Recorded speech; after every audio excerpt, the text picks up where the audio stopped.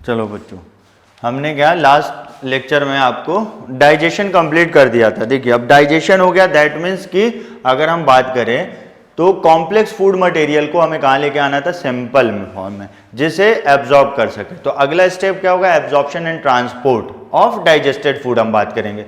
तो आप देखिए कार्बोहाइड्रेट का डाइजेशन, पॉलीसेकेराइड से मोनोसेकेराइड, तो जैसे स्टार्च और ग्लाइकोजन है जो कि किसमें, आपको ग्लूकोज, गैलेक्टोज और फ्रक्टोज में आ गया, ठीक। फिर उसके बाद अमाइनो प्रोटीन बात करें तो सिंपलेस्ट फॉर्म उसका अमाइनो एसिड हो गया। फैट का हम बात करें तो फैटी एसिड एंड ग्लिसरॉल हो गया, और उसको मोनोग्लिसराइड। तो ये हम बात करेंगे, इन सब का हम एब्जॉर्प्शन एंड ट्रांसपोर्ट देखेंगे। तो जब हम एब्जॉर्प्शन एंड ट्रांसपोर्ट देखते हैं तो वहां पर हम क्या बात करेंगे, दो टर्म में डिवाइड कर लेंगे, one is water soluble and other is fat soluble. तो वाटर सॉल्युबल का ट्रांसपोर्ट और एब्जॉर्प्शन एंड ट्रांसपोर्ट अलग तरीके से, फैट सॉल्युबल का ट्रांसपोर्ट, एब्जॉर्प्शन एंड ट्रांसपोर्ट अलग तरीके से। तो ये दो पार्ट में, तो चलिए देखते हैं। यहां पर थोड़ा सा आपको वहां पर आना पड़ेगा क्लास 11th का ट्रांसपोर्ट से, चैप्टर जो आपने पढ़ा होगा सेल, और सेल में आपने active transport, passive transport, simple diffusion, osmosis, ये सारी चीज़ें। लेकिन हाँ, कुछ चीज़ें ऐसी हैं जो कि हम आपको बताएंगे जो कि आपकी क्लास 11 से रिलेटेड है, लेकिन आप यहाँ पर जान लेंगे तो आपको क्या है, देखो कितना टाइम आपके पास है। आप फॉरेन जैसे एंट्रेंस देंगे, क्लास 11th में आ जाएंगे, और अचानक से अगर आप बायो लेते हैं तो अचानक से क्या होगा, सिलेबस बड़ा मिल जाएगा और आप परेशान होते हैं। तो अपना बेस यहीं से आप बनाते हुए चलें, तो उस चीज़ को हम बताएंगे। तो से आपने अपने 9th क्लास में पढ़ा होगा सिंपल डिफ्यूज़न या सेल्फ डिफ्यूज़न जिसको बोलते हैं, लेकिन कुछ एक डिफ्यूज़न ऐसा भी होता है जिसको बोलते हैं हम फैसिलिटेड डिफ्यूज़न। तो उससे रिलेट करके हम बात करेंगे। एक्टिव ट्रांसपोर्ट, पैसिव ट्रांसपोर्ट तो आपको पता है, और डिफ्यूज़न भी पता है, लेकिन एक क्या है अलग से, हम फैसिलिटेड डिफ्यूज़न टर्म यूज़ करेंगे, ठीक। आइए, तो अब हम लिखते क्या हैं, सॉरी,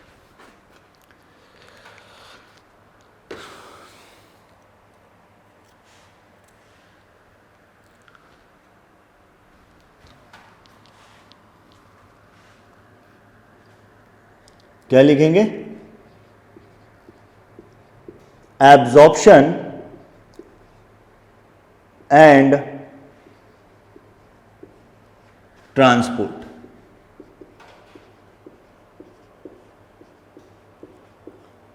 एब्जॉर्प्शन एंड ट्रांसपोर्ट, क्या ऐसे ही लिख दिया, absorption and transport of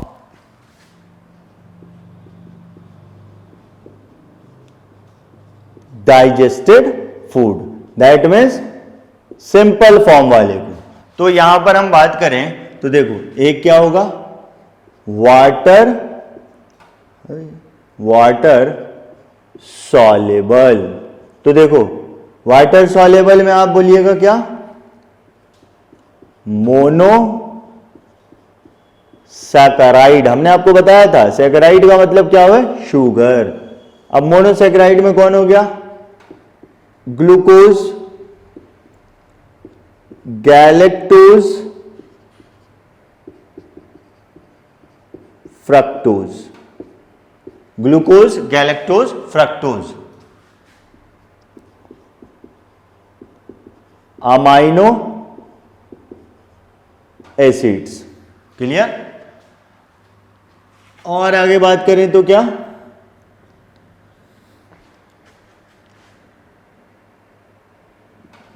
vitamin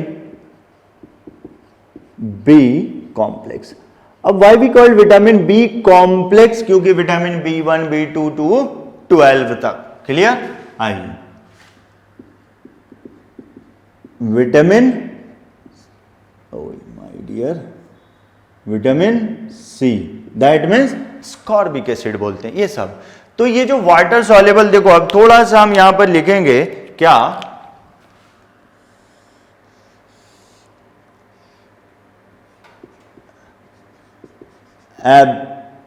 absorb, transport,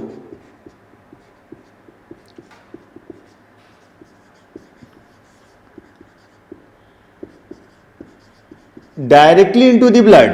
clear, directly into the blood. ये नेक्स्ट देखो, फैट सॉल्युबल, फैट सॉल्युबल। अब इतना आपने पढ़ा तो कुछ ना कुछ तो ये तो आपको ध्यान रखिएगा, हो सकता है जनरल नॉलेज में आपसे पूछ दे आपके कि बताओ कौन सा वाटर सॉल्युबल विटामिन होता है, कौन सा फैट सॉल्युबल विटामिन होता है, तो ये बात आपको ध्यान में रखना है। आइए, फैट सॉल्युबल तो क्या हो गया, mono glyceride fatty acid glycerol. अब बोलो कौन, fat soluble vitamin.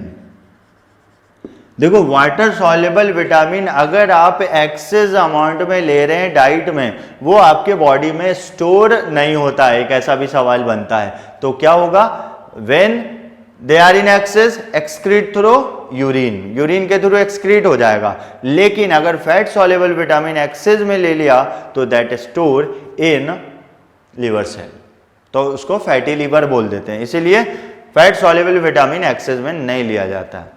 Fat soluble vitamin कौन सा, ए डी ई के, इसको देखो ऐसे लिख देते हैं, कैदी, जेल में होता है ना, इसी तरह समझ लो बॉडी में स्टोर हो गया। ठीक, आइए, तो ये चीज हमने आपको बता दिया, तो अब वही बात वहां लिख लें,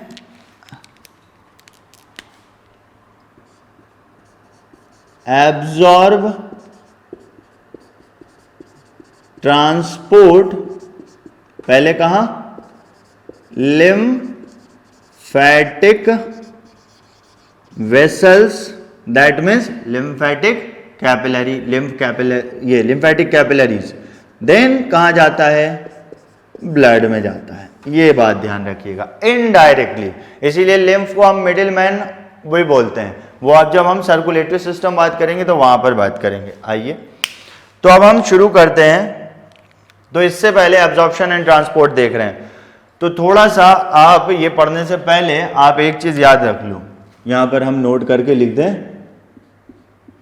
देखो, अगर एक्टिव ट्रांसपोर्ट का मतलब आपको पता है, एक्टिव ट्रांसपोर्ट का मतलब यूटिलाइजेशन ऑफ एनर्जी और अगेंस्ट कंसंट्रेशन ग्रेडियंट, क्या बोलिएगा, यूटिलाइजेशन ऑफ एनर्जी, यहां लिख दें तो देख लो एक पॉइंट, एक्टिव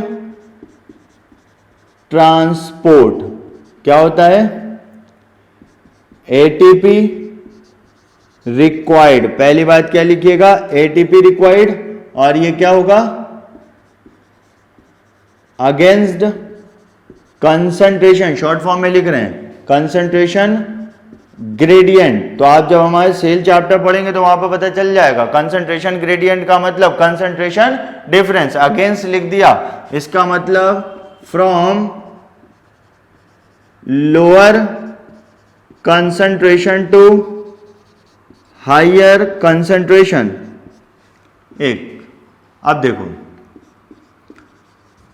पैसिव ट्रांसपोर्ट, तो पैसिव ट्रांसपोर्ट में देखो क्या होगा डिफरेंस, यहां पर नो एटीपी रिक्वायर्ड, यहां पर एटीपी का रिक्वायरमेंट नहीं होगा।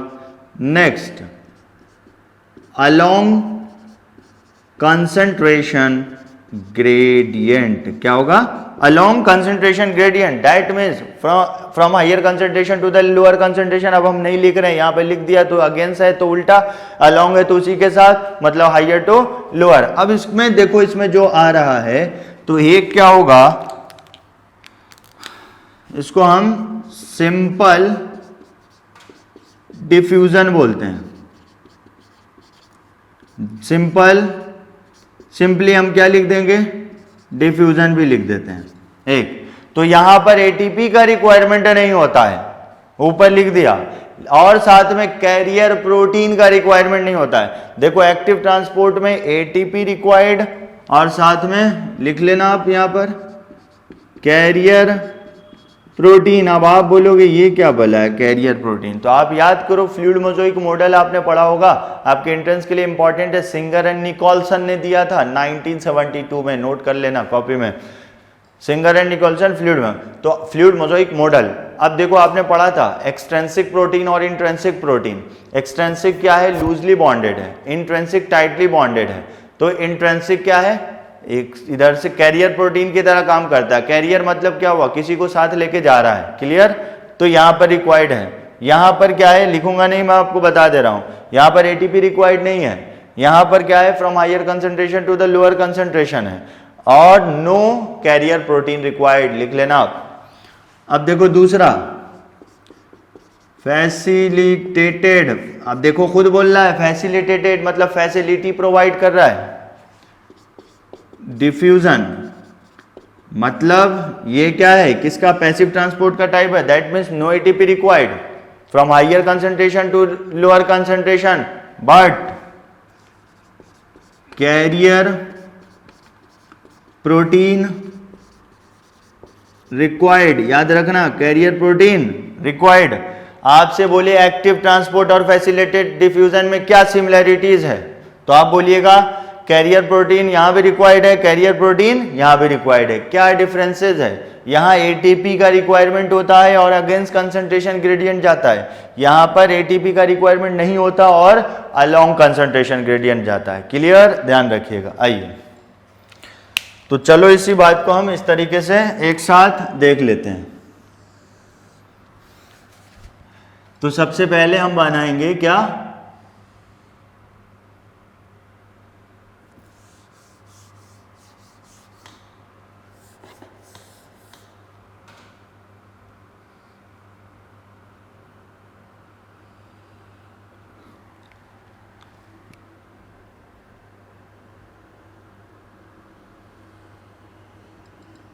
एक ही डायग्राम में दोनों को देख लेंगे।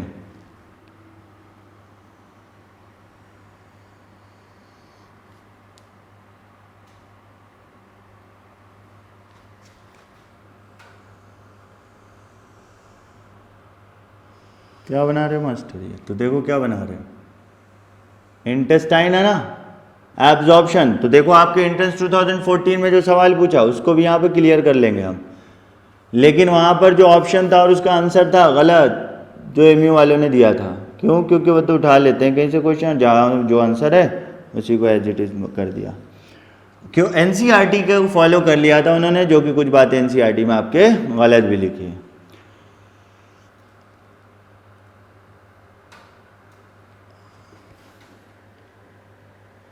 ये हम इंटेस्टाइनल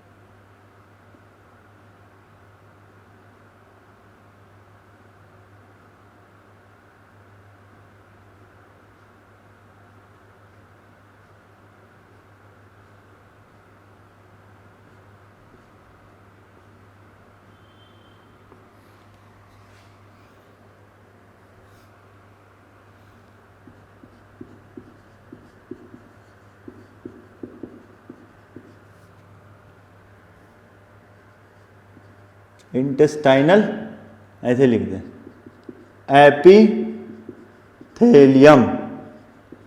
ठीक, अब देखो यहां पर, तो ये जो पार्ट हो गया क्या हो गया, इंटेस्टाइन का, ये इधर ल्यूमेन हो गया। और इधर क्या देखो,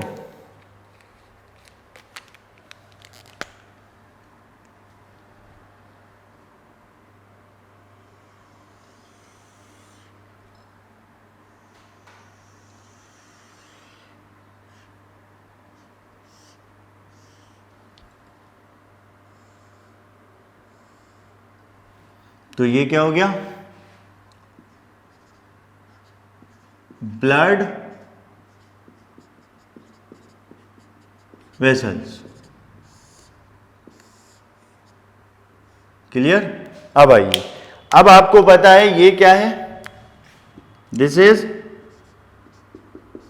villous and this is micro, अच्छा इधर लिख दो, माइक्रो विलस। एक को विलस, एक से ज्यादा विलाई। ठीक, ये ध्यान रखिएगा।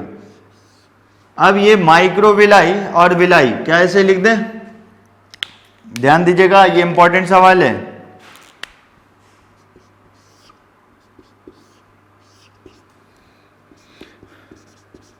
Increase surface area for absorption of digested food. ठीक, और ये कहां, स्मॉल इंटेस्टाइन। यही सवाल 2014 में पूछा, कहां पे होगा, small intestine, large intestine, both none. तो स्मॉल इंटेस्टाइन, लार्ज इंटेस्टाइन में विलाई और माइक्रोविलाई नहीं होता, याद रखिएगा, स्मॉल इंटेस्टाइन। तो ये बात क्लियर। आगे आइए, अब देखो विलाई और माइक्रोविलाई, विलाई से भी छोटा ये, तो ये क्या करता है, increase surface area for absorption of digested food. अब देखिए यहां से हम चल रहे हैं आगे, तो यहां लिखा हुआ है फैट सॉल्युबल कौन है,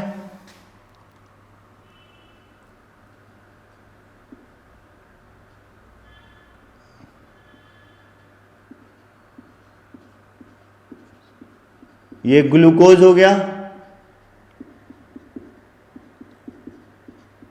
गैलेक्टोज हो गया, और भी है मैनोज, आप उससे चक्कर में ना पड़े, ग्लूकोज मेनली। अब ये कहां, यहां पर आ गया। चलो इसको ऐसे लिख दें हम, इसको ऐसे दिखा दें, कहां पहुंच गया, यहां। क्लियर। और ये डायरेक्टली कहां गया, यहां, मतलब ब्लड में। वाटर सॉल्युबल है ना, तो याद रखिएगा, इसको क्या बोलिएगा आप, एक्टिव ट्रांसपोर्ट।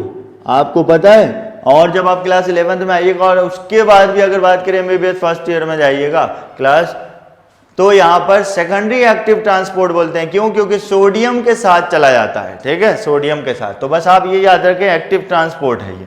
ठीक, अगला क्या आएगा, fructose, F for fructose and F for facilitated. तो देखो फ्रक्टोज, क्लियर, ऐसे दिखा दो, और ये आ गया, ये क्या हो गया, फैसिलिटेड डिफ्यूजन। क्या बोलिएगा,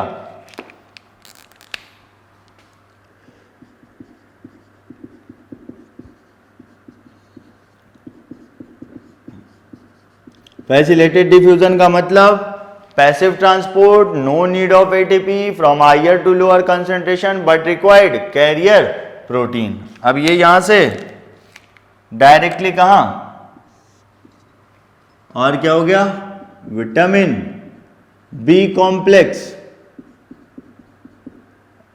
ठीक है, एंड विटामिन सी। क्या बोलेंगे यहां पर, सिंपल डिफ्यूजन, और ये यहां चलाया। क्लियर? ऐसे। नेक्स्ट, अब क्या बचा? Amino acid.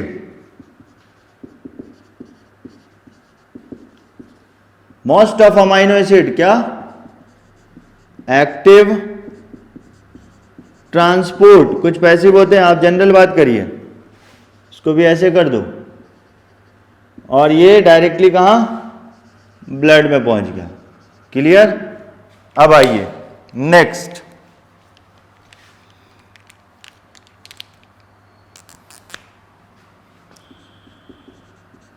Fatty acid, glycerol, monoglyceride.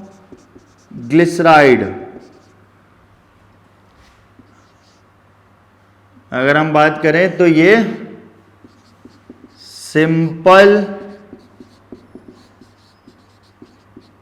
Diffusion. समझ में आ रहा है? अब देखो ये क्या है,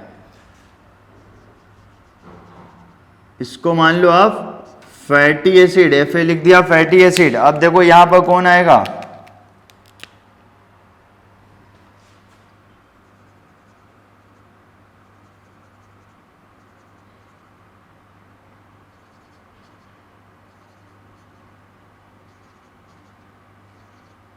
अब ये क्या है?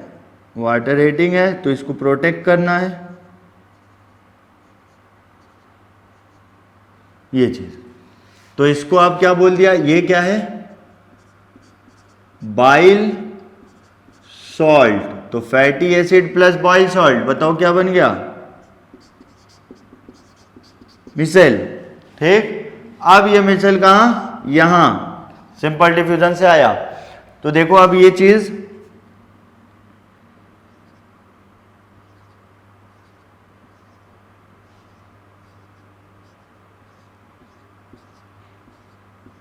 ये था,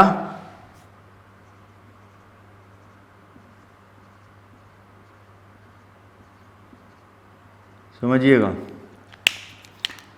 बीच में क्या था? Fatty acid. अब जैसे ये क्या है, इंटेस्टाइनल एपिथेलियम में आया, फिर ये अलग हो गया। मतलब ये कौन सा? Bile salt. बाइल सॉल्ट का सिर्फ क्या काम था? बाहर से इंटेस्टाइनल सेल तक पहुंचा देना। अब ये जो है इस तरीके से फैटी एसिड, ग्लिसरॉल हो गया और मोनोग्लिसराइड ऐसे अलग हो गया। अब देखो क्या है, RER पता है आपको? रफ एंडोप्लाज्मिक रेटिकुलम क्या करता है? प्रोटीन का सिंथेसिस करता है। तो अब बोलो अब क्या होगा?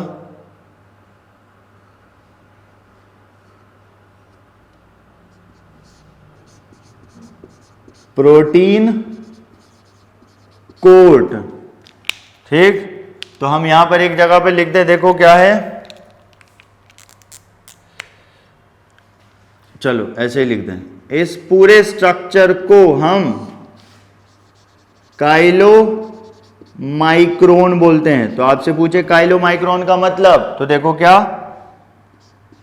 Protein coat plus fatty acid.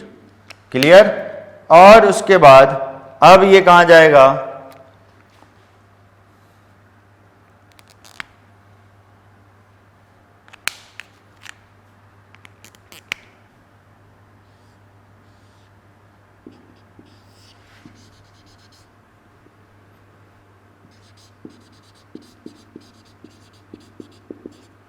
या इसको ऐसे हटाओ ना, इसी के अंदर रहेगा।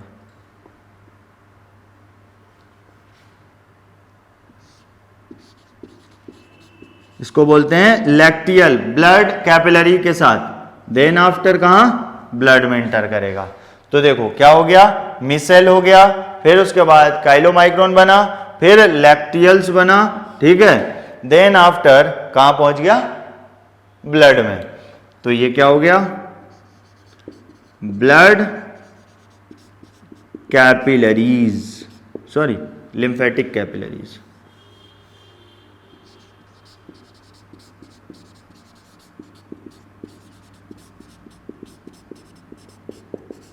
तो तो अब ब्लड तक पहुंच गया तो बाकी से अलग अलग ऑर्गन तक चला जाएगा। तो ये था digestion and absorption and transport of digested food. इस तरीके से आपका कंप्लीट हुआ। अब देखो मैंने पढ़ा दिया, लेकिन आपसे बहुत रेयरेस्ट केस में पूछेगा, पहले बता दे रहे हैं, ध्यान रखिएगा। इसका मतलब हम आपको पढ़ा रहे हैं, समझा रहे हैं, लेकिन ये भी आपको बता रहे हैं कि आपके सवाल क्या बन सकते हैं। तो एक्टिव, सिंपल एक्टिव ट्रांसपोर्ट ध्यान रखना, और इसको फिर पैसिव याद रख लेना, इसको एक्टिव याद रख लेना, इसको पैसिव याद रख लेना। तो ये मतलब ये याद रखना, वाटर सॉल्युबल डायरेक्टली होता है और क्या फैट सॉल्युबल इनडायरेक्टली होता है। तो उसका क्या था, क्यों ये होने का रीजन क्या है, ये क्या है, वाटर इनसॉल्युबल होता है, फैट सॉल्युबल, तो इसको डायरेक्टली नहीं जाना होता है।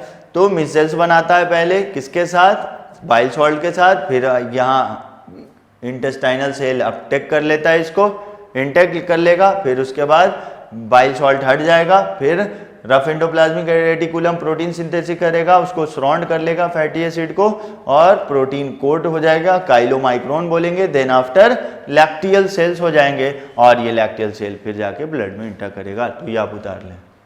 इसके बाद आगे हम बढ़ते हैं, पहले ये उतार लें आप।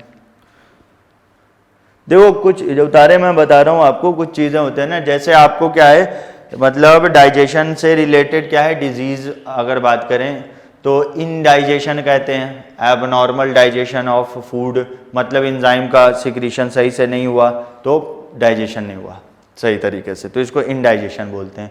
फिर क्या होता है, कॉन्स्टिपेशन होता है, तो एक्सेस एब्जॉर्प्शन ऑफ वाटर हो जाता है, जिसकी वजह कर फीकल मैटर क्या हो जाता है, सॉलिड हो जाता है, तो उसे हम कॉन्स्टिपेशन बोलते हैं। ठीक, उसके बाद जॉन्डिस एक हो गया। तो जॉन्डिस क्या होगा, एबनॉर्मेलिटीज ऑफ लीवर होता है। उसमें क्या होगा, एबनॉर्मेलिटीज ऑफ लीवर में बिलीरुबिन एंड बिलीवर्डिन का एक्युमुलेशन होने लगता है। ठीक है, तो जिसकी वजह कर बॉडी कैसा होगा, बॉडी ऑर्गन येलोइश कलर होगा, ओवरऑल बॉडी येलो पीला पड़ जाता है, पीलिया बोलते हैं जिसको। ठीक, आगे उसके बाद जो है आप एक और देख लें, तो हाँ वोमिटिंग अगर बात करें तो vomiting it is a type of reflex action.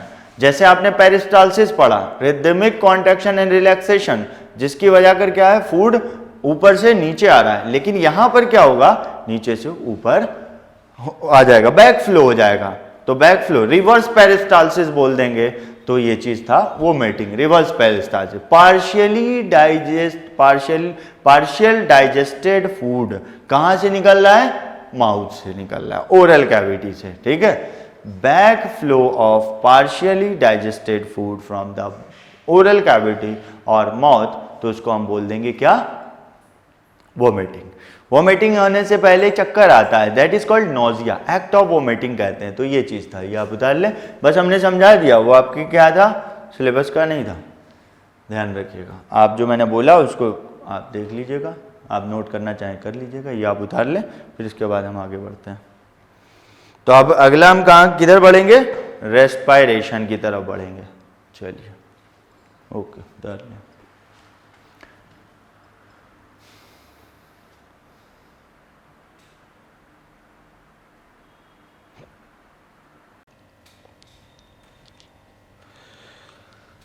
उतार लिया बच्चों, चलो आगे बढ़ते हैं हम। तो देखो यहां से हम अब स्टार्ट कर रहे हैं क्या, रेस्पायरेशन। तो रेस्पायरेशन जब हम स्टार्ट करते हैं तो सबसे पहला ये सवाल होगा कि व्हाट इज रेस्पायरेशन। तो जब हम आपसे सवाल पूछते हैं व्हाट इज रेस्पायरेशन, तो कुछ लोग जवाब देते हैं, वो बोलते हैं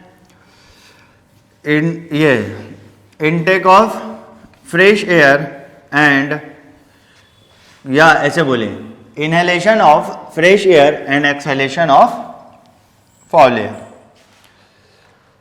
एक तो ये, दूसरा breakdown of glucose into carbon dioxide and water and release large amount of energy in the presence of oxygen. पर ये जो अलग अलग बोलते हैं वो एक साथ बोलना, अलग अलग नहीं। क्या, तो respiration is a complex process. क्या बोलेंगे हम, respiration is a complex process having two step, one called breathing and other called cellular respiration. तो breathing that means exchange of gases, और सेलुलर रेस्पिरेशन कहने का मतलब ऑक्सीडेशन ऑफ एब्जॉर्ब्ड फूड, जिसको हम एसिमिलेशन ऑफ एब्जॉर्ब्ड फूड भी बोल सकते हैं। तो देखिए हम बात करते हैं, हटा दूं।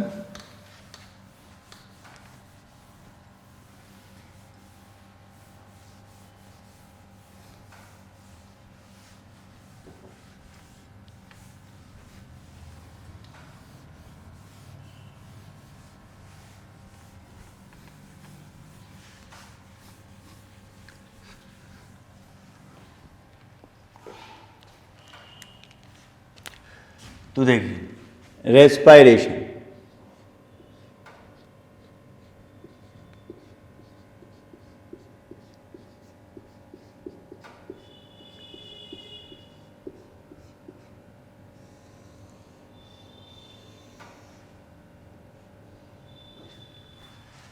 रेस्पायरेशन क्या बोलिएगा?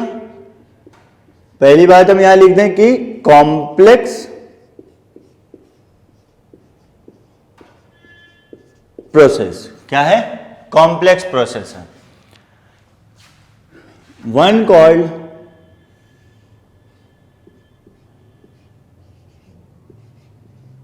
ब्रीदिंग। अब यहां पर हमने ब्रीदिंग बोला, that means exchange of gases. अब देखो यहां पर गैसेस नहीं बोलेंगे, एक्सचेंज ऑफ रेस्पायरेटरी गैसेस।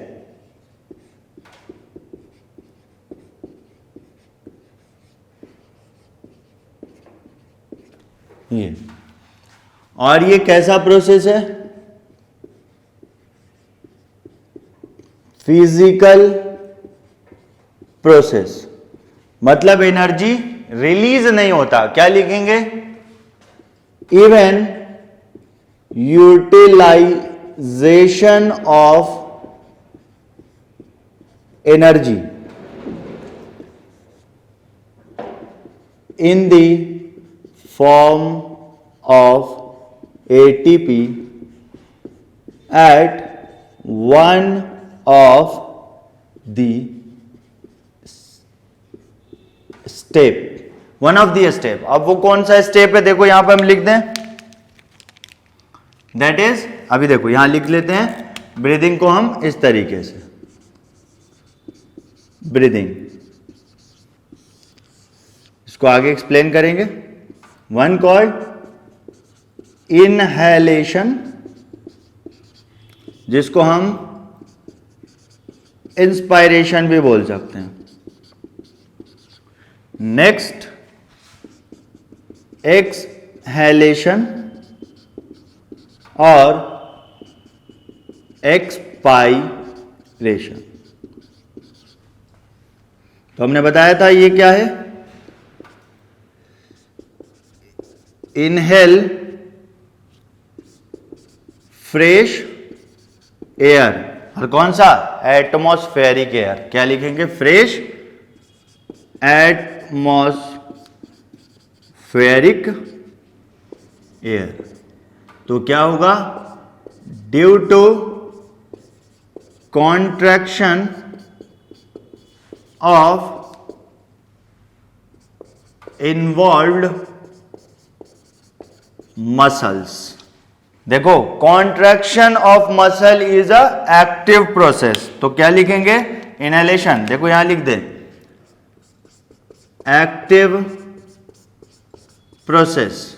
अब आपको पता है मतलब एटीपी रिक्वायर्ड फॉर कॉन्ट्रैक्शन, तो वन ऑफ द स्टेप लिखा था ना, at one of the step, तो ये स्टेप था। और ये क्या फिजिकल कॉमन है सबके लिए, दोनों के लिए। नेक्स्ट ये क्या होगा?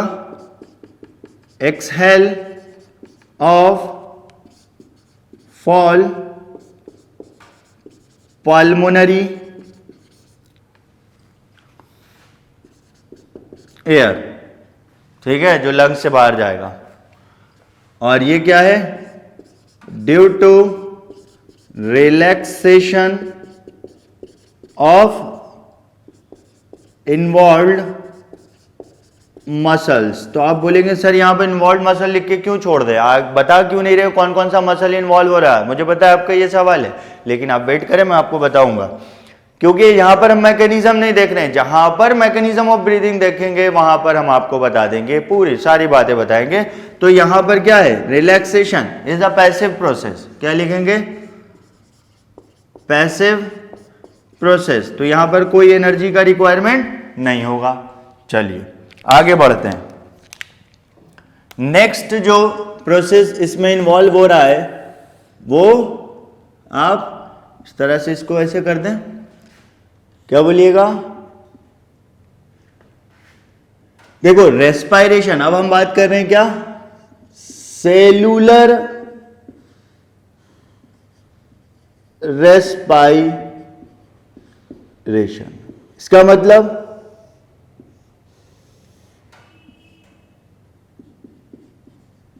रेस्पायरेशन एट सेलुलर लेवल, मतलब सेल लेवल पे।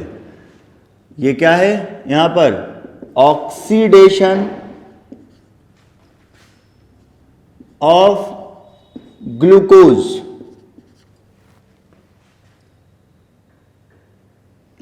इन द प्रेजेंस और एब्सेंस और इन एडेक्वेट, ध्यान दीजिएगा यहीं पर लिख दे रहे हैं, प्रेजेंस एरोबिक, एब्सेंस और inadequate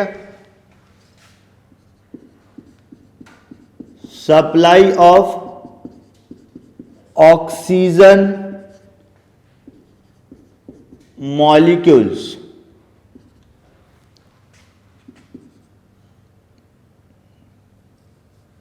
Oxidation of glucose in the presence or absence or inadequate supply of oxygen to form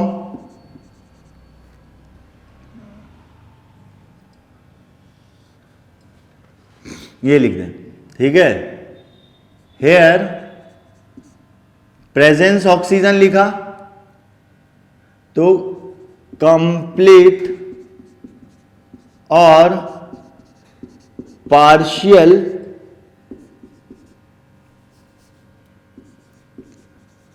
breakdown of glucose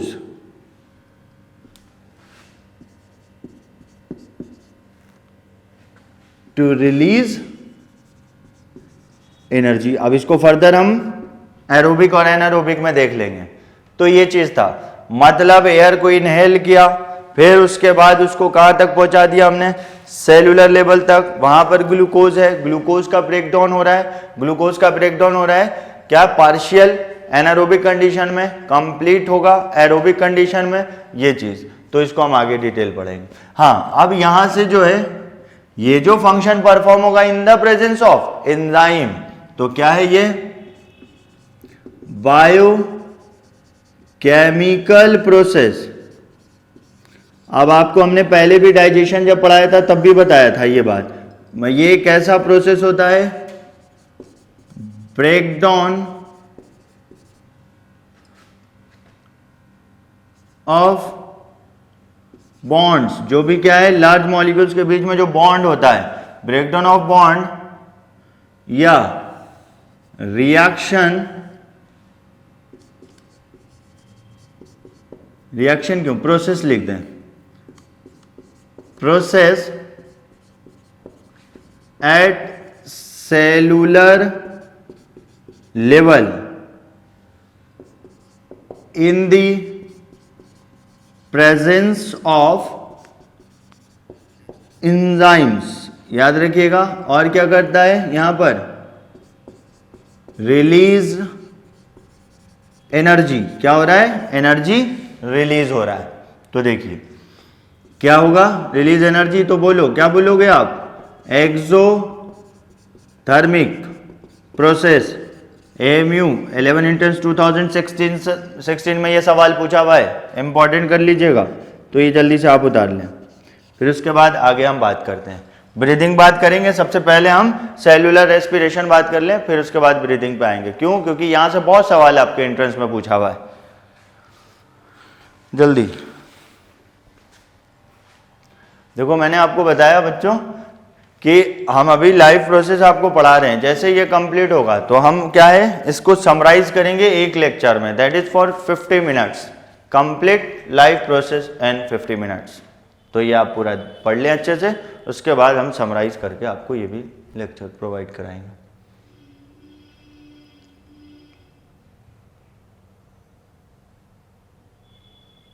चलो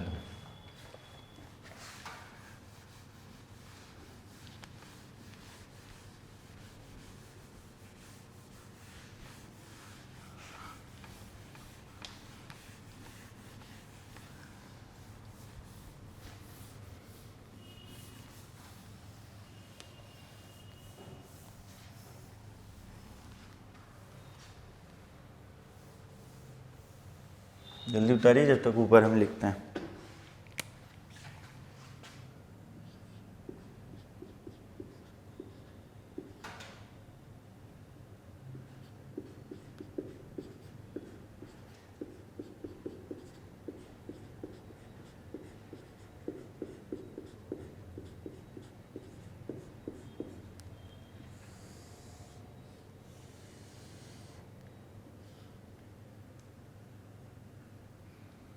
सेलुलर रेस्पिरेशन, अब इसको हम बात कर लें, क्या है एक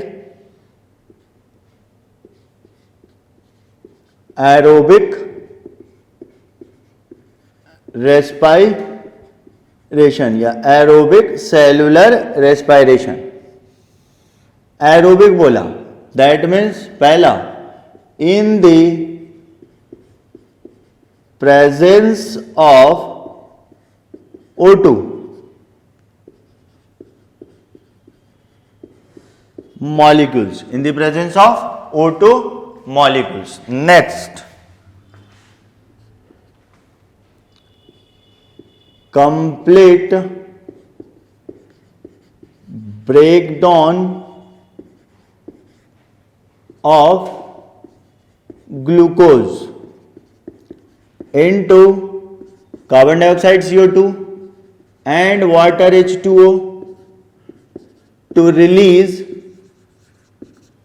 large amount of energy। अब आपको पता है energy in the form of ATP, तो लिख लीजिएगा यहां पर 38 एटीपी या 36, इसको भी हम क्लियर करेंगे, अगर ऑप्शन में आ रहा है तो आप कैसे टिक लगाएंगे। ये चीज complete breakdown in the presence. अब देखिए साइट हम बात बोले, याद रखिएगा साइट इसका क्या होगा, साइटोप्लाज्म एंड माइटोकॉन्ड्रिया। देखो जहां जहां इंपॉर्टेंट कराएं, या आपके 5 टाइम्स आपके 11 एंट्रेंस में सवाल पूछा है, where complete breakdown of glucose takes place या अकर्स, तो क्या बोलिएगा, माइटोकॉन्ड्रिया में कंप्लीट ब्रेकडाउन ऑफ ग्लूकोज होता है। ठीक, तो देखो एग्जाम्पल क्या लिखिएगा, मोस्ट कॉमन, पहला in the presence of oxygen, complete breakdown of glucose in the presence of oxygen into carbon dioxide and water to release large amount of energy, site cytoplasm and mitochondria. क्या लिखिएगा example, most common, क्या most common ज्यादातर cell में होता है। Next अगला हम बात करेंगे एनएरोबिक। एनएरोबिक ऑफ 2 टाइप,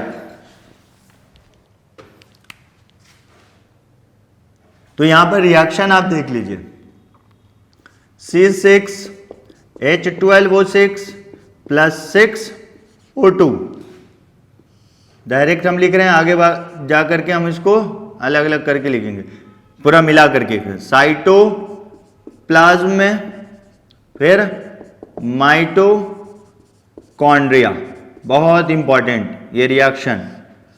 क्या लिखिएगा, 6CO2 + 12H2O, और सिंपल आप यहां पर E लिखिए, E का मतलब 12 नहीं 6, E का मतलब एनर्जी। क्या बोलिएगा? ई का मतलब एनर्जी। आइए, तो आपको ई अगर प्रोडक्ट में होता है तो एक्सोथर्मिक, यही सवाल आपके 2016 में पूछा। आइए, अगला क्या है? Anaerobic respiration.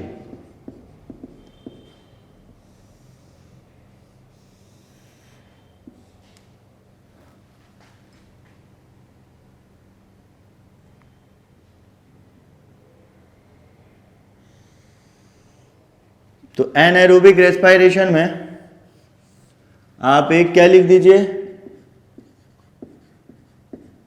Alcoholic fermentation, मतलब अल्कोहल फर्मेंटेशन बात कर लें। क्या लिखेंगे? In the absence of O2 oxygen molecules, partial breakdown.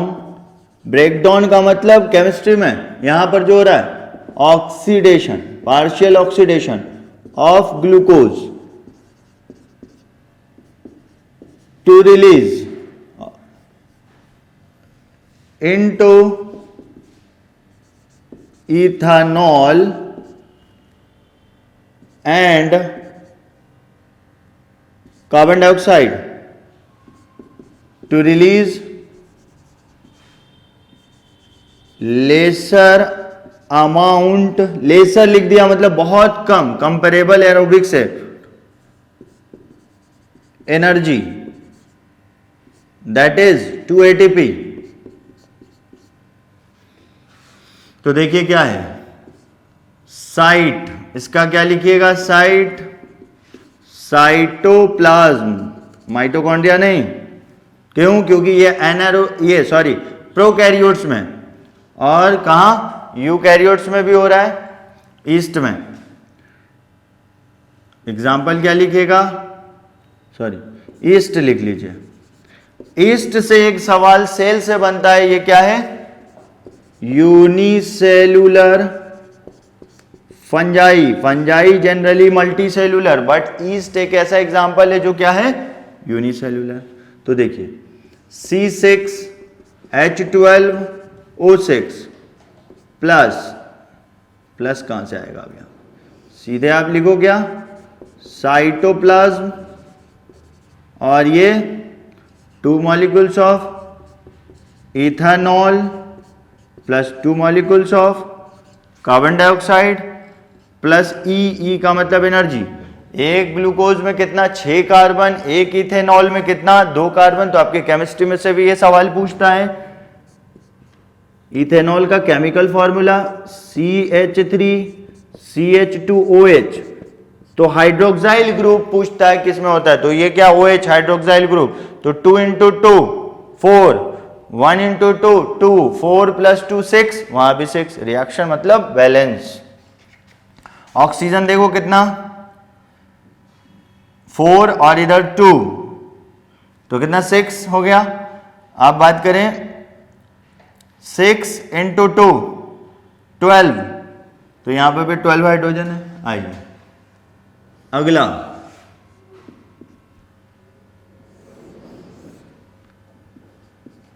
Lactic acid fermentation.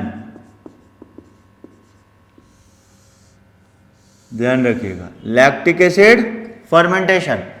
तो क्या लिखेंगे? इन एडिक्वेट या एब्सेंस ऑफ O2। इनएडिक्वेट में यहीं पर एग्जांपल लिख लें, स्केलेटल मसल, मसल सेल लिख लीजिए, या स्केलेटल मसल, मसल सेल। आपके एंट्रेंस में यहां से एक और सवाल पूछा, अभी बात करेंगे। और एब्सेंस मतलब बोल दीजिएगा क्या? Bacteria, lactobacillus, lactobacillus bacteria. एक को बैसिलस, एक से ज्यादा को बैसिलाई। ठीक है, अब नेक्स्ट यहां पर भी क्या लिखेगा, पार्शियल ब्रेकडाउन मतलब ऑक्सीडेशन ऑफ ग्लूकोज इनटू, बाकी तो आप पर लिख ही दिया, into lactic acid and release lesser amount of energy, that is 2 ATP again.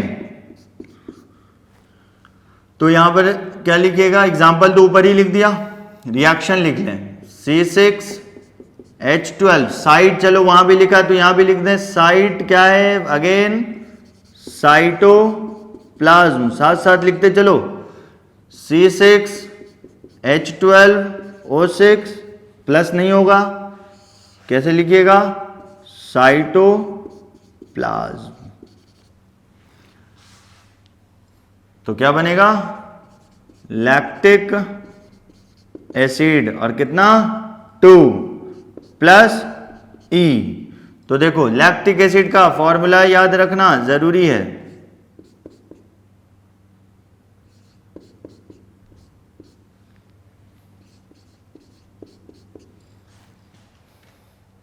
तो कितना हुआ, 1 2 3 कार्बन हो गया, और क्या हो गया, हाइड्रोजन कितना हो गया, 6 हो गया, 3 कार्बन और C3 ऐसे लिख दें इसको, C3 हाइड्रोजन कितने 6 हो गए, ऑक्सीजन कितना हो गया बताओ, 1 2 3 मल्टीप्लाई बाई 2 कर दो तो C6H12 और O6 मतलब रिएक्शन बैलेंस है, ध्यान रखिएगा, ये चीज था। अब यहां से स्टार पॉइंट क्या आ गया, देखो सवाल पूछा मसल सेल में, muscle cramp due to accumulation of lactic acid, see है ये लैक्टिक एसिड, और क्या लिखिएगा, मसल गेट्स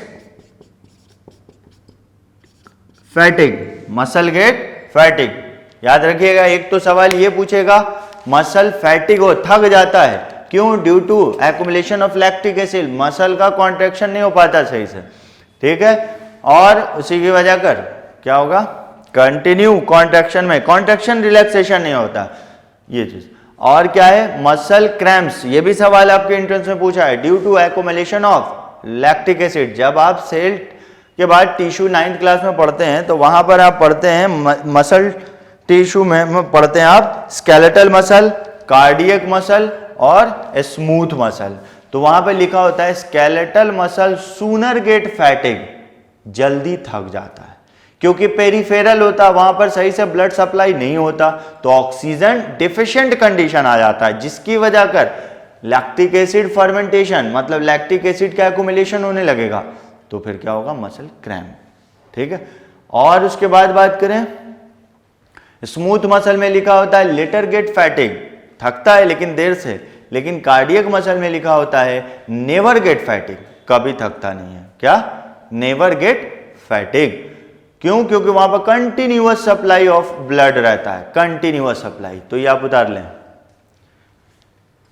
ये हमने एरोबिक और एनारोबिक आपको बताया, अब इनको मिला करके हम बात कर लें थोड़ा सा, तो ये जल्दी से आप उतार लें। यहां बहुत इंपॉर्टेंट है कि कंप्लीट ब्रेकडाउन कहां होता है, माइटोकॉन्ड्रिया में। कंप्लीट ब्रेकडाउन का मतलब carbon dioxide and water, complete breakdown का मतलब to release large amount of energy. 5 times आपके एंट्रेंस में सवाल पूछा है। और ये जो रिएक्शन लिखा 2016 आपके 11 एंट्रेंस में पूछा, क्या पूछा, एक्सोथर्मिक प्रोसेस, क्लियर। ये फिर उसके बाद आपका मसल क्रैम्प भी पूछा है लैक्टिक एसिड के एक्युमुलेशन से, बाकी और भी पूछा जा सकता है, और जो पूछा गया उसे रिपीट किया जा सकता है, तो ये आप ध्यान रखिएगा। मैंने आपको बराबर बताया है कि आपको जो भी पढ़ाया जा रहा है उसे अच्छे से पढ़ें और साथ में एनसीईआरटी लाइन बाय लाइन पढ़ें।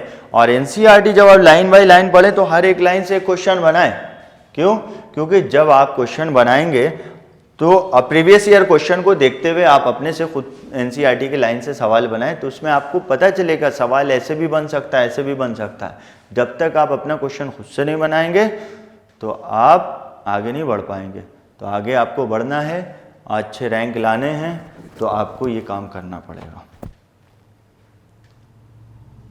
देखो बायो में क्या है, बता रहे हैं आप लोग, जब तो मैं आपको बता रहा हूँ बायो में क्या है कि यहाँ पर आता है तो आता है, नहीं आता तो नहीं आता। यहाँ पर कोई टाइम टेकिंग प्रोसेस नहीं है। आपको क्वेश्चन मिला, आपको ये आ रहा है, डायरेक्ट आप टिक भी नहीं लगा गोला भर लें, टिक और गोले में कोई टाइम बच गया आपको।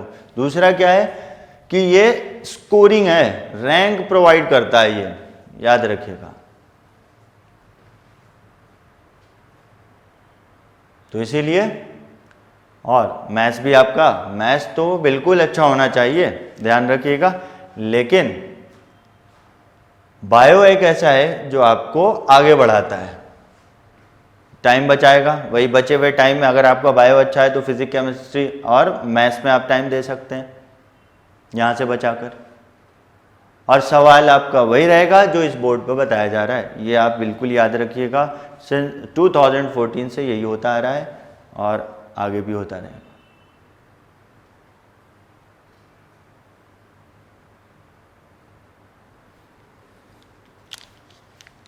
चलिए उतार लें आप। इसके बाद हम आगे एक रिएक्शन लिखेंगे।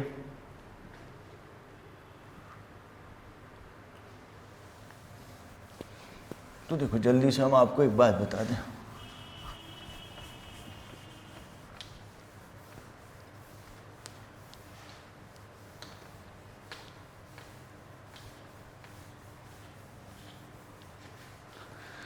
तो देखो यहां पर जो आपने लिखा, इसी चीज को हम इस तरीके से दिखा रहे हैं।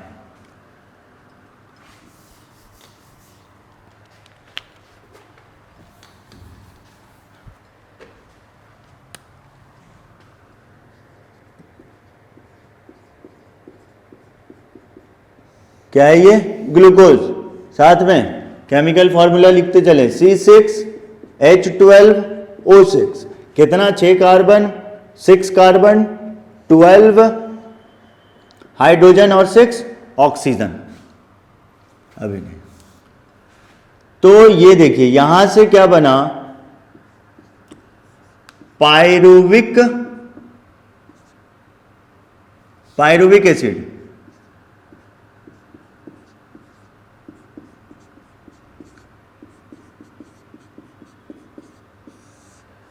अब देखो तो पायरुविक एसिड अगर हम देखें तो क्या है, CH3COOOH। ठीक है, तो कितने कार्बन? 3 कार्बन, और ऊपर तो यहां क्या कर दे, मल्टीप्लाई बाई 2। क्लियर? चलो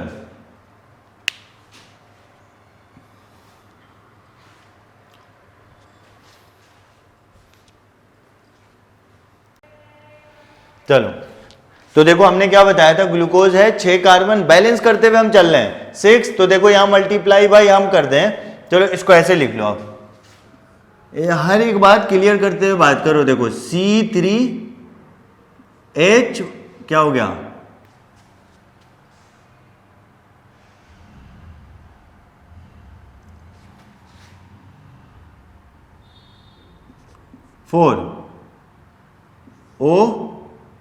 O3, सही है। तो 2 से मल्टीप्लाई किया ना, तो कितना हो गया,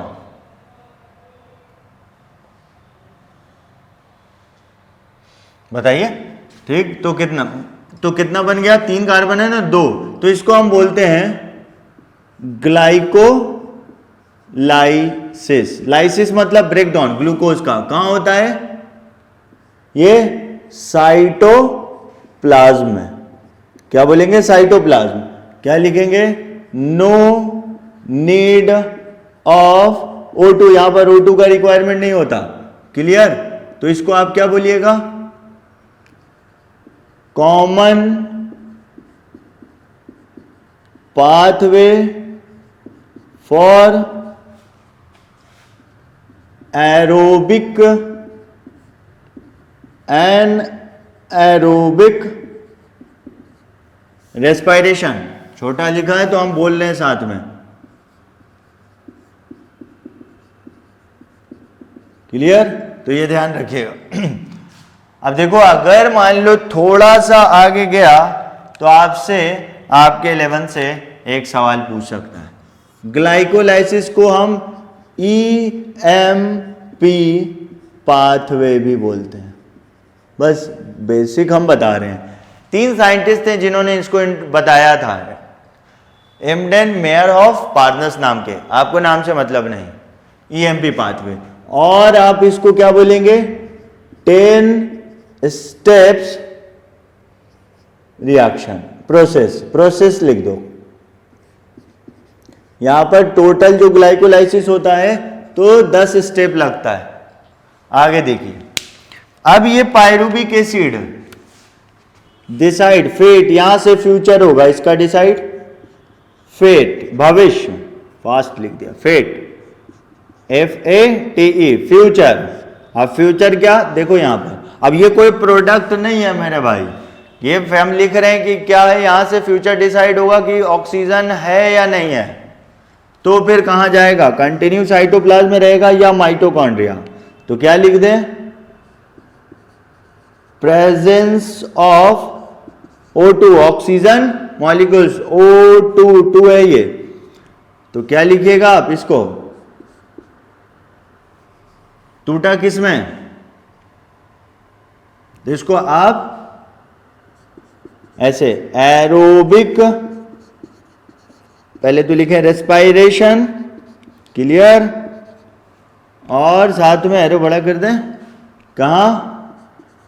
माइटोकॉन्ड्रिया में गया, उसी बात को बार बार लिख रहे हैं हम। और क्या हो गया? Complete breakdown. तो देखो क्या होगा, कितना कार्बन डाइऑक्साइड और किस में जाता है? वाटर में, क्लियर, और प्लस E, तो कितना? 2 और ये 2, तो ऐसे पूरा लिखो ना, वहीं से चल रहे हैं, 6 और 6। दैट मीन्स एक पायरुविक एसिड में 2 कितना? 3 हो जाएगा, ऐसे लिखो 3। अब आगे लिख दो आप मल्टीप्लाई बाई 2। समझना क्या बताना चाह रहे हैं? एक पायरुविक एसिड तो 3 कार्बन डाइऑक्साइड और 3 वाटर, और क्या? 2 ATP। 2 पायरुविक एसिड टूटा तो 6 ATP। अगर ग्लूकोज से बोले तो 6, पायरुविक एसिड से बोले तो 2। आइए, आपके एनसीईआरटी में दे रखा है, थोड़ा सा हम बढ़ दें इसलिए कि हो सकता है सवाल पूछें। अब देखो,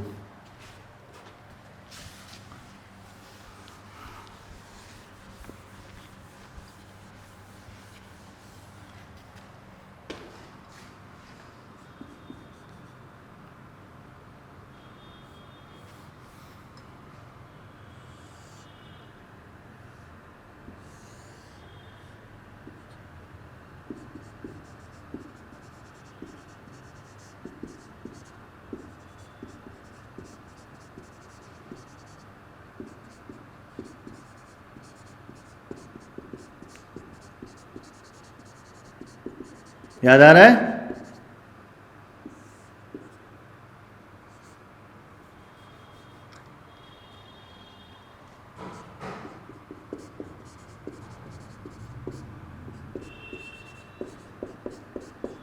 एक पायरुविक एसिड टूटा तो ये बना 2 ATP, 2 पायरुविक एसिड टूटा तो ये बना।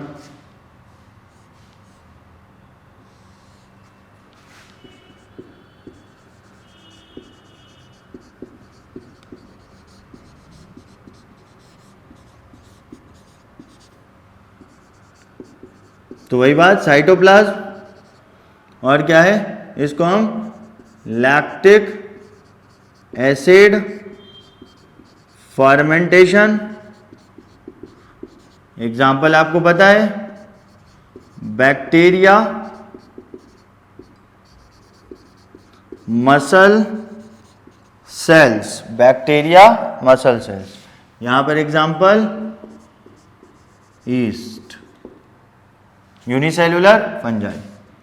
तो यहां पर क्या बनेगा, एक लैक्टिक एसिड में 3 कार्बन, लैक्टिक एसिड प्लस ई, तो बोलो क्या, आगे मल्टीप्लाई बाय 2 कर दें।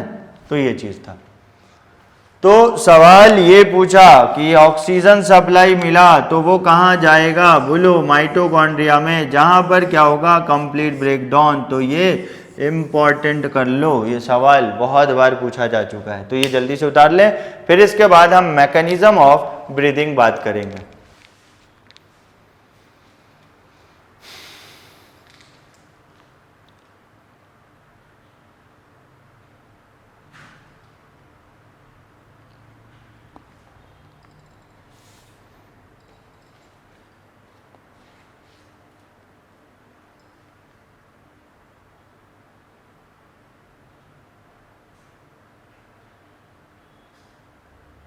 तो आप पूछेगा कि glycolysis is a common pathway for both aerobic and anaerobic, which of the following is a common pathway for both aerobic and anaerobic.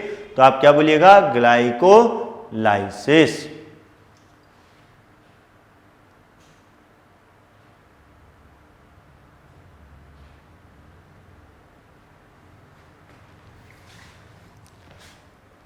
ये तो आपके एनसीईआरटी में इस तरीके से बना रखा, हम ऐसे बना दिया। आइए, बहुत ज्यादा पूछा, 11th तक पहुंचा तो कॉमन ये पूछ सकता है। ईएमपी पाथवे भी बोलते हैं, 10 स्टेप्स प्रोसेस भी बोलते हैं, क्योंकि 10 स्टेप रिएक्शन इन्वॉल्व होता है। आ जाओ, मैकेनिज्म ऑफ ब्रीदिंग कैसे कैसे होगा और क्या क्या इन्वॉल्व होगा इसके साथ।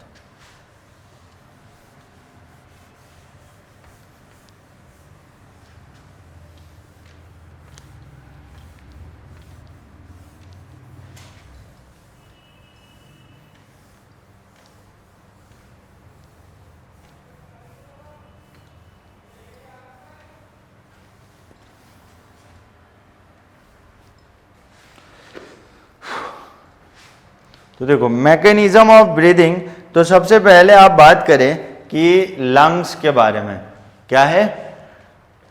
हम पहले रेस्पिरेटरी पाथवे देखें, फिर उसके बाद हम लंग्स के बारे में बात कर लेंगे, फिर जाके मैकेनिज्म ऑफ ब्रीदिंग बात करेंगे। क्यों, क्योंकि वहां पे डिफरेंट मसल्स है, बोन्स हैं, उन सबको बताने के लिए पहले हमें आपको ये बात करना पड़ेगा। तो देखो क्या है,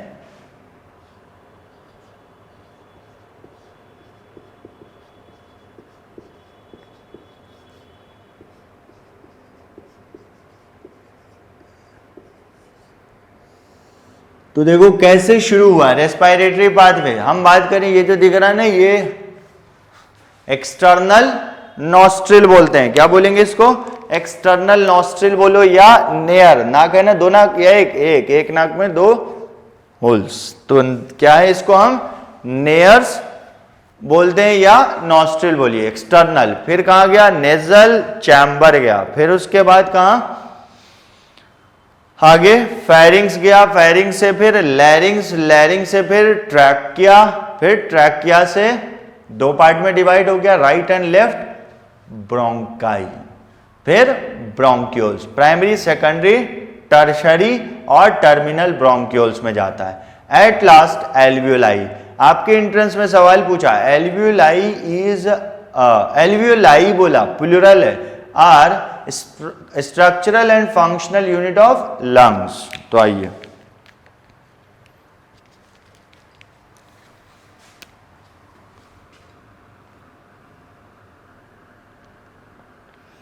तो सबसे पहले यहां से हम शुरू करें,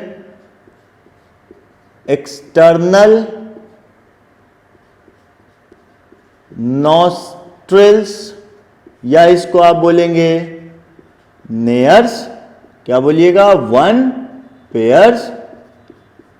आइए नेक्स्ट, नेजल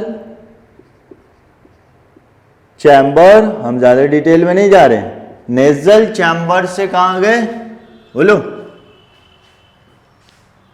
नेजल चैम्बर या नेजल कैविटी बोल दो। फिर फेरिंग्स, अब फेरिंग्स में जब आप यही बात क्लास 11th में आते हैं तो क्या बोलते हैं आप उसको, नेसोफेरिंग्स, फिर लैरिंजोफेरिंग्स, तो वह सब चक्कर में नहीं पड़ना।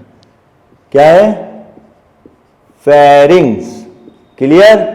इसको आप बोलते क्या है? मिक्स्ड पाइप या मिक्स्ड या कॉमन पाथवे, ऐसे लिखो, common pathway for breathing, common pipe भी लिखा रहता है, ब्रीदिंग एंड सॉल्विंग, खाने को अंदर लेना, सॉल्विंग ऑफ फूड, इसको बोलते हैं क्लास 11th में लिखा है डिग्लूटेशन, बस खाने को अंदर लेना, कॉमन पाथवे।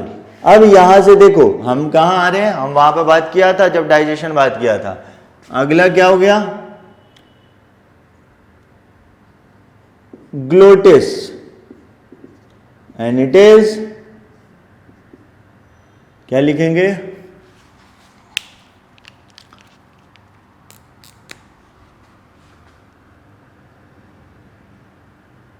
क्या है? ओपनिंग ऑफ लैरिंग्स, ठीक है, गार्डेड बाई एपिग्लोटिस। देखो जो जो सवाल बन सकता है, एपिग्लोटिस, तो अब यहां पर एपिग्लोटिस के बारे में क्या लिखें?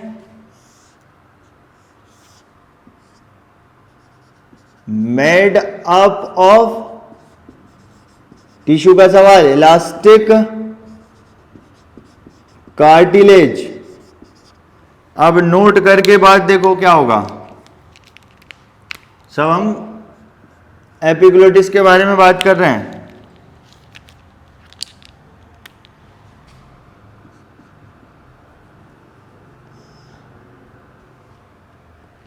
कवर करेगा glottis opens all times except during swallowing of food. क्यों? क्योंकि इसीलिए कहा जाता है ना खाते टाइम बात नहीं करना चाहिए। क्यों? क्योंकि बात करेंगे सांस लेंगे और क्या होगा, ग्लोटिस, एपिग्लोटिस खुल जाएगा, ऊपर हो जाएगा, ग्लोटिस ओपन हो जाएगा और क्या है, फूड पार्टिकल्स कहाँ चला जाएगा, एयर पैसेज में।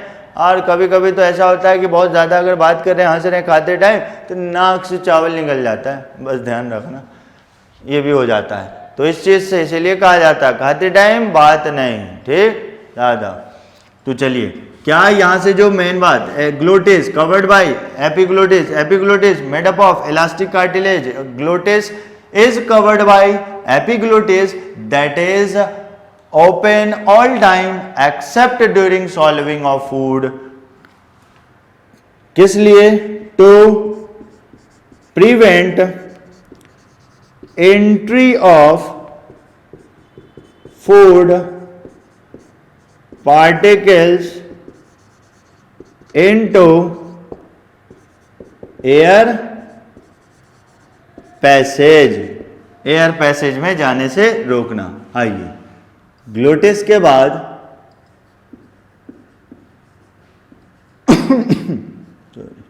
लैरिंग्स, इसको वॉइस बॉक्स भी बोलते हैं। Then after trachea. अब देखो ट्रैकिया के बारे में,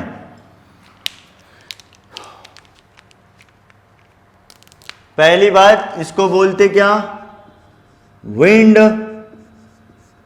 पाइप। क्या बोलोगे? Wind pipe. 10 to 11 सेंटीमीटर का होता है, 16 से 20 क्या है, इनकम्प्लीट सी शेप्ड रिंग होता है, विच आर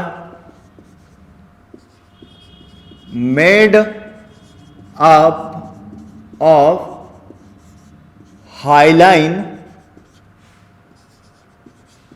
कार्टिलेज। देखो पहला ये क्या बोला, विंड पाइप क्या कितना होता है 16 से 20 इनकम्प्लीट सी शेप रिंग, और वो सी शेप रिंग किससे बना होता है, हाइलाइन कार्टिलेज। बच्चों समझ में आ रहा है, ध्यान रखना हाइलाइन कार्टिलेज, और ये याद रखना। आगे देखिए, अब जो ये पूरा एक एड्रेस होता है याद रखना यहां पर,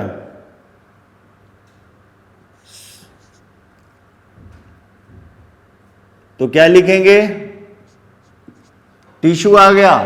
trachea is lined by, inner wall of trachea lined by, cover किससे रहता है, देखो pseudo stratified ciliated columnar glandular epithelium, पूरा एड्रेस है देखो बच्चों।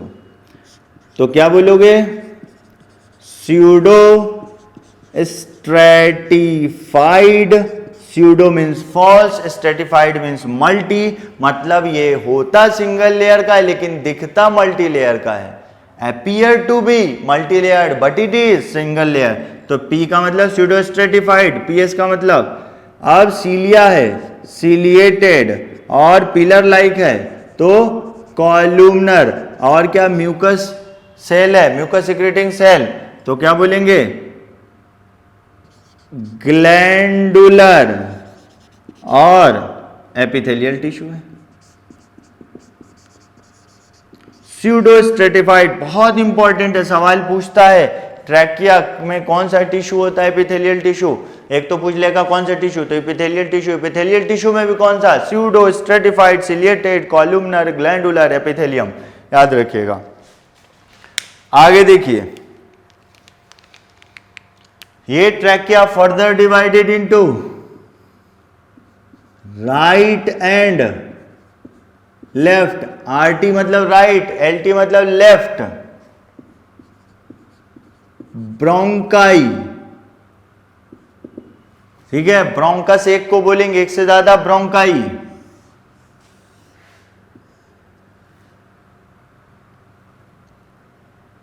फिर उसके बाद ब्रोंकियोल्स, अब सीधे हम ब्रोंकियोल्स देख रहे हैं, primary secondary tertiary and terminal bronchioles. अब आ जाओ यहां से टिश्यू बात कर लें।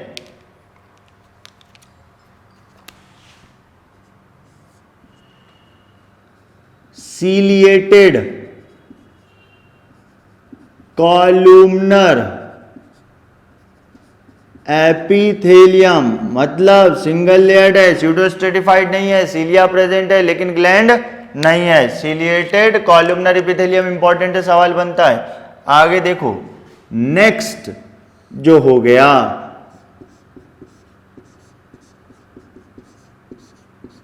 ये बच्चे इंपॉर्टेंट, थोड़ा नहीं, थोड़ा से भी बहुत ज्यादा, बहुत इंपॉर्टेंट, ध्यान रखना। एल्वियोलाई, इसको बोलेंगे स्ट्रक्चरल एंड फंक्शनल। देख भाई ये खत्म हो गया है बच्चों, ध्यान रखना, structural and functional unit of lungs, समझ में आ रहा है। Alveoli structural and functional unit of lung, ठीक। ये करता क्या है, जैसे इंटेस्टाइन में माइक्रोविलाई था, increase surface area for absorption of digested food, ये क्या करेगा, increase surface area for exchange of gases. बच्चों क्या, exchange of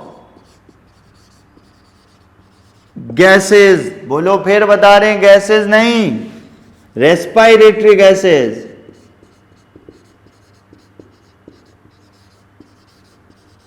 that means O2 and CO2, ध्यान रखिएगा। Alveoli increase surface area for exchange, यहां पर जो है, चलो एक बात जो अभी तक हम इसके पीछे पढ़े, अभी तक सवाल नहीं पूछा है, पूछ सकता, आपके एनसीईआरटी में दे रखा, अगर एल्वियोलाई को हम एक्सटेंड करें तो कितना सरफेस एरिया ऑक्युपाई करेगा, बताओ कितना करेगा, 80 मीटर स्क्वायर।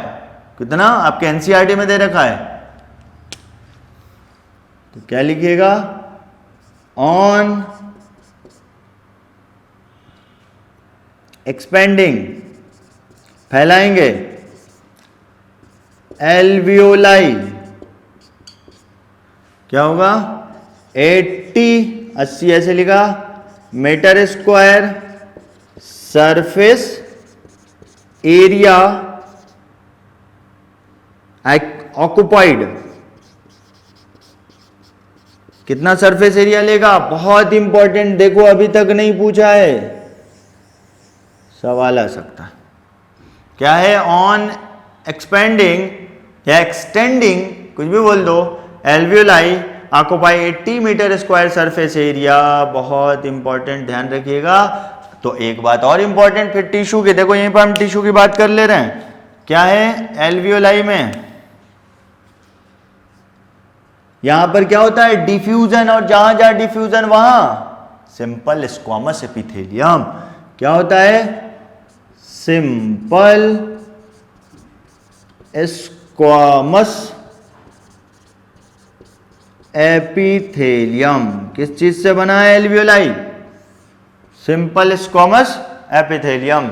ये उतार लीजिए, ये पूरा हमने आपको बता दिया, ठीक।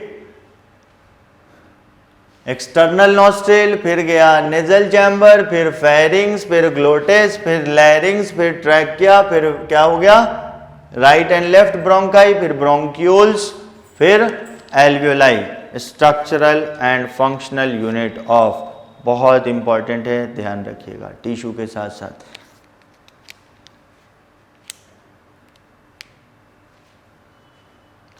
तो थोड़ा सा हम यहां पर एक बात कर लें, देखो जगह है लंग्स के बारे में।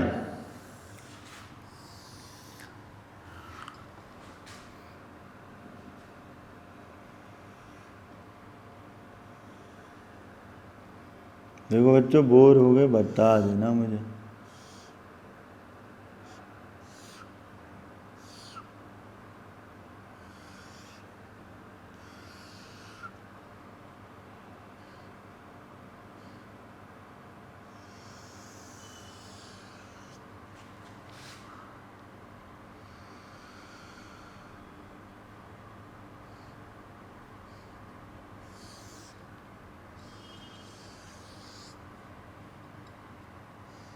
रुक जाओ, लो ये सोच रहे थे ना।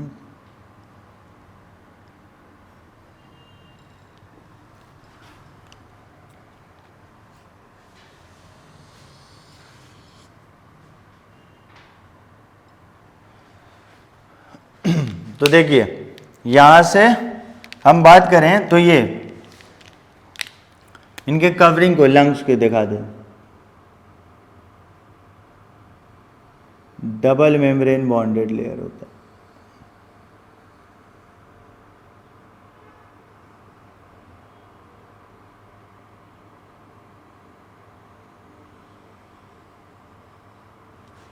जल्दी जल्दी बना लेना, साथ में टाइम नहीं मिलेगा।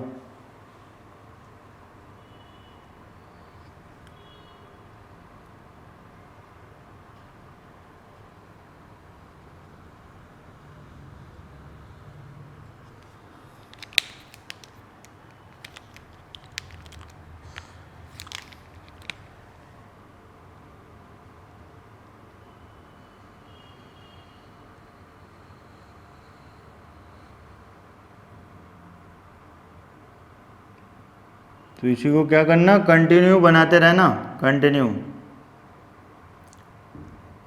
साथ साथ, समझ गए, मतलब कंटिन्यू बनाते रहना।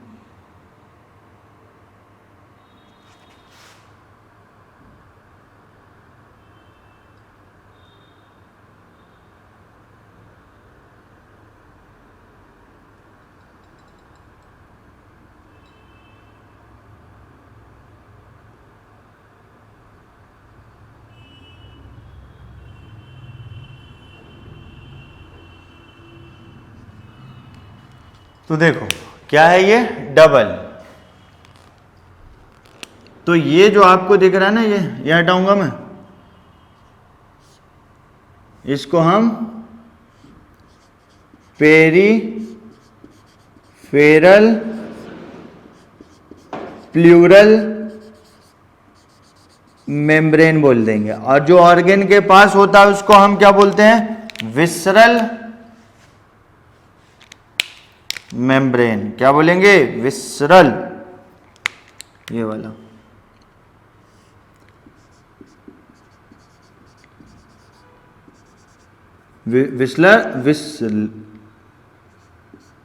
प्लूरल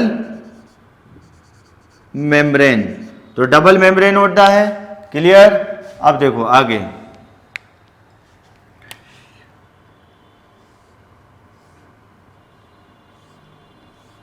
तो ये क्या हो गया, दिस इज क्लेविकल, इसको क्या बोलिएगा, क्लेविकल। कॉलर बोन भी बोलते हैं, कॉलर बोन। तो राइट एंड लेफ्ट हो गया। अब देखो यहां से ये जो दिख रहा है आपको,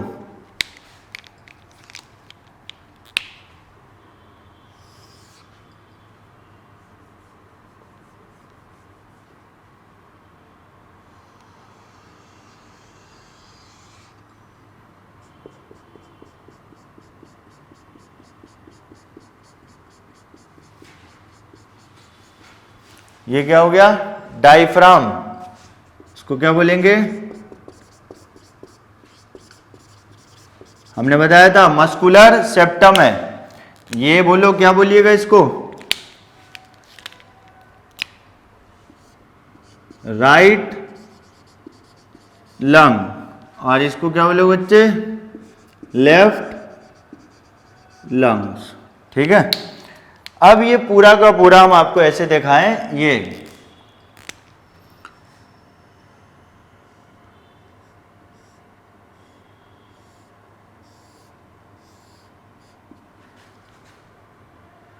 तो ये क्या हो गया, स्टर्नम बोन हो गया।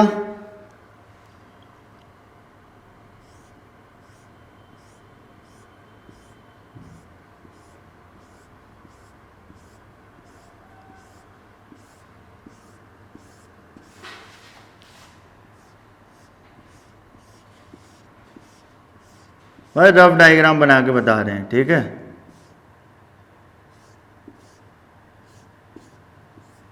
ये देखो, तो ये क्या हो गया, इसको आप बोल दो रिब्स, इसको हम कॉस्टल बोन भी बोलते हैं। क्या बोलते हैं, कॉस्टल बोन। ठीक। अब देखो यहां पर दिल, क्या दिल,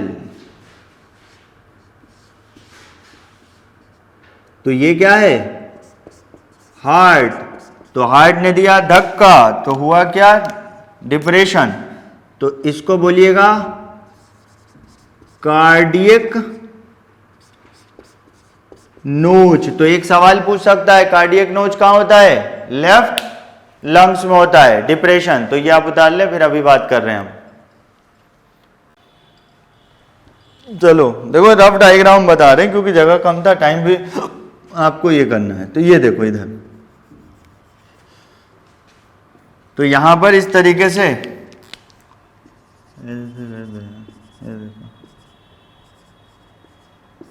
ऐसे जोड़ देते हैं, और क्या,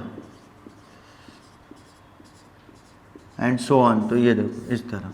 तो आपको अब दिखेगा क्या, लंग्स। तो देखो राइट लंग्स साइज में ज्यादा होगा, लेफ्ट लंग साइज में कम होगा। जब साइज में ज्यादा तो इसका वेट ज्यादा, डिटेल में नहीं, इसका वेट भी ज्यादा, इसका वेट कम। लेफ्ट लंग्स में जनरली हार्ट किधर को होता है, लेफ्ट की तरफ। तो due to the presence of heart there is a depression on left lung, so we call cardiac notch. क्या बोलेंगे, कार्डियक नोच। हटा रहा हूं।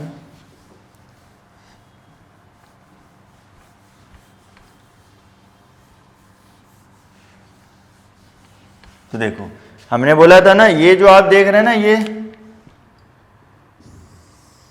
तो इसको आप बोल दीजिएगा प्लूरल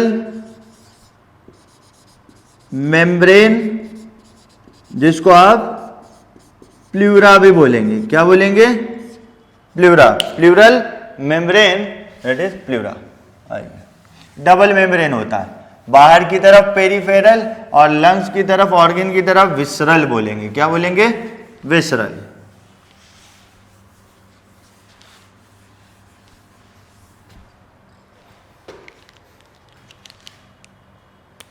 तो लिखेंगे lungs are situated, lungs are located, लिख दो, located in airtight rib cage, पिंजड़ा, एयरटाइट। अब देखो रिब केज, बात करें क्या है? बाउंड्री, बाउंड्री बात करें,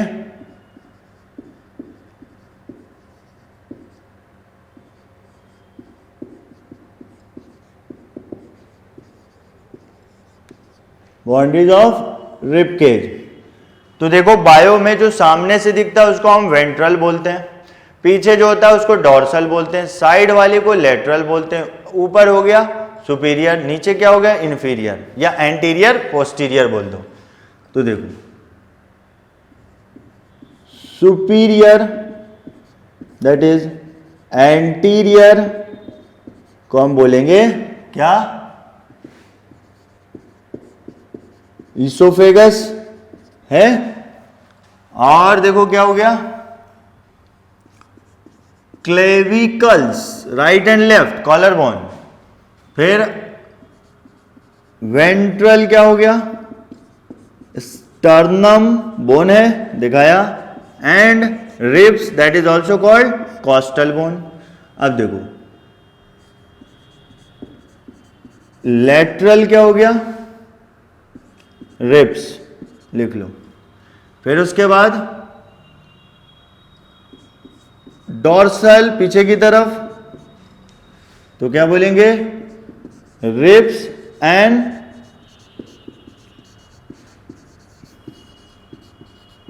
वर्टिब्रल कॉलम। क्लियर? और इंफीरियर बोलो या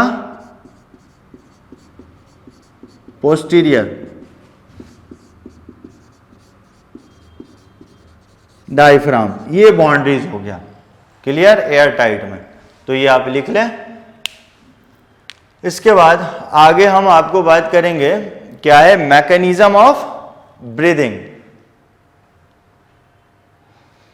तो आपको पता है, ये हम लिखने नहीं जा रहे हैं, आपको बता दिया कि क्या है। राइट लंग्स साइज में ज्यादा होगा, लेफ्ट लंग्स साइज में कम होगा। राइट लंग्स में कोई भी कार्डियक नोच नहीं होगा, लेफ्ट लंग्स में कार्डियक नोच होगा। That cardiac notch is because of presence of heart that create depression on left lungs, so we called cardiac notch. Clear? ये सारी चीजें, तो ये सब आप उतार लें। बाकी हम नेक्स्ट लेक्चर में आगे स्टार्ट करेंगे, कंटिन्यू करेंगे, यहां तक आप उतार लें। तो नेक्स्ट लेक्चर में मैकेनिज्म ऑफ ब्रीदिंग से स्टार्ट करेंगे। क्लियर? तो ये उतार लें आप।